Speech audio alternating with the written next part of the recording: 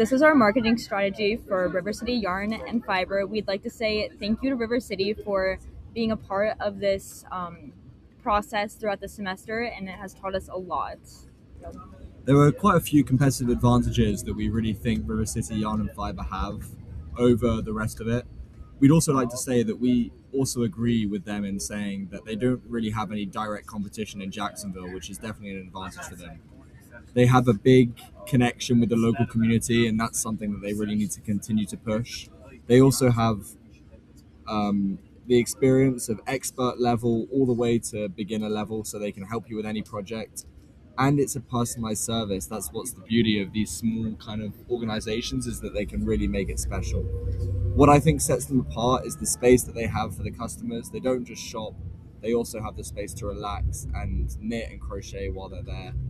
It's authentic and it's meaningful, and it's a small team, but it's very valuable. And the way that I think it works is that there's that strong community feeling, and the success comes from the consistency of the positive interactions that happen. I think that for the target market and the personas, we're going to be mainly looking at the community-driven stitchers, the people that want to be involved in the community and have the activities. We think that they actively seek those places to connect with others. They definitely discover the new products they're looking for, and this is mainly through word of mouth. And they also value the friendly, knowledgeable staff encounters that they'll get in a store. The benefits that we bring is that they bring to that is they visit frequently the stores, they build long-term relationships with the store manager and the store owner, and they help build that loyal and engaged customer base, which is what we're looking for. Looking at River City Yarn and Fiber, their marketing specialty positioning should be that they focus on high quality and curated yarn selections, which they already mainly do. They create a community-driven environment that drives those community consumers to want to keep coming back and keep seeing them, as well as they provide expert guidance that those big box stores can't provide to everybody. I mean, that again, why it works, it avoids them competing with big box retailers on price and convenience. They build that loyal customer base through personalization and community, while also leveraging the strength that they have of their product quality, their expertise, and the experience that they have through their craft.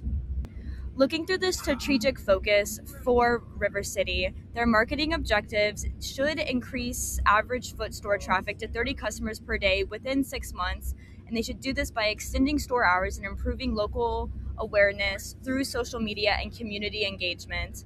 Their second thing they should achieve 150 first-time customers, again by that 6 months, and they can do this through targeting tourists, beginner crocheters, and experienced knitters and crocheters through in-store promotions, product bundle kits, and specialized yarn. Another marketing objective for them to go on is to grow their engagement on digital platforms such as Instagram and Facebook. I want to see an average of 3,000 likes and 10 comments per post in the next 6 months, and they can do this by constantly posting content and interacting with customers through comments and direct messages. Moving on to financial objectives, they need to increase their average transaction value to 120 per customer, which I think will be very easy considering that the average yarn user spends either $50 between 150 on certain projects. And again, the store can do this by encouraging bulk project purchasing and offering bundled yarn kits. A second financial objective would be improved monthly sales by achieving at least $5,000 in revenue per month. And by looking at our sources, that should be pretty achievable, seeing as that like small businesses can normally make around $5,000 in a month, and seeing how much each customer is purchasing on that average could get that $5,000 there. Our third objective would be to generate in a year $30,000 or more in total sales, and again by that $5,000 times 12 months would be able to get us to that $30,000 or more, especially if she has a better month in those holiday seasons. And that would be increasing your inventory on high demand yarns and improving in-store experience to keep driving repeat sales and keep driving consumers to want to come back. When we look into the societal objectives, the one that I came across was to partner with local artisan or yarn dyers to support small businesses and promote locally sourced products, especially since she is a locally owned store. Making that community would again draw more people in and keep repeat customers coming back.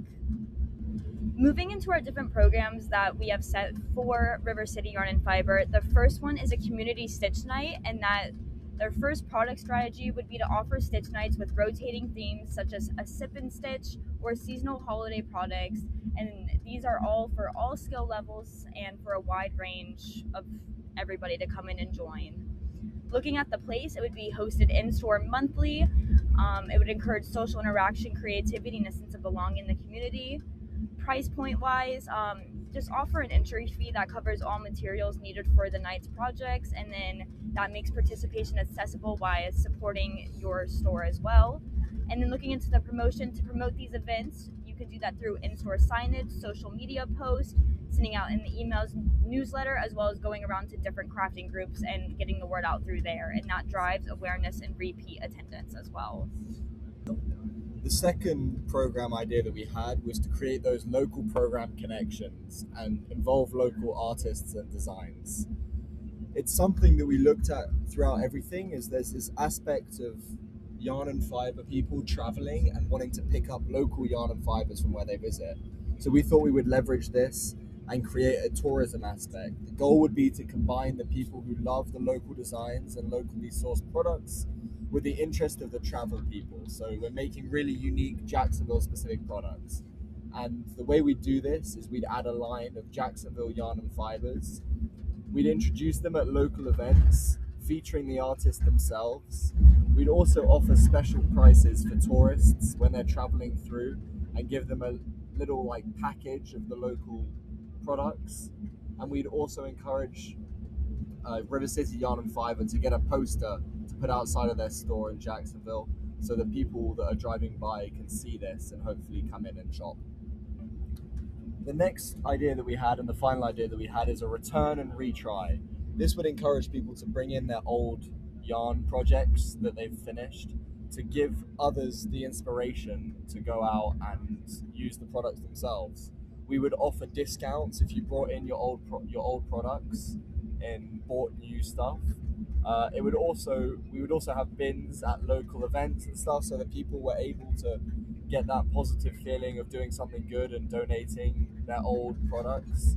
We'd also be able to make social media posts out of it to promote these new styles and hopefully get traction on people coming in and being inquisitive of what these new styles look like. We'd also be able to put them in our newsletter, and yeah, we think it would be a great idea and a great addition to River City Yarn and Fiber.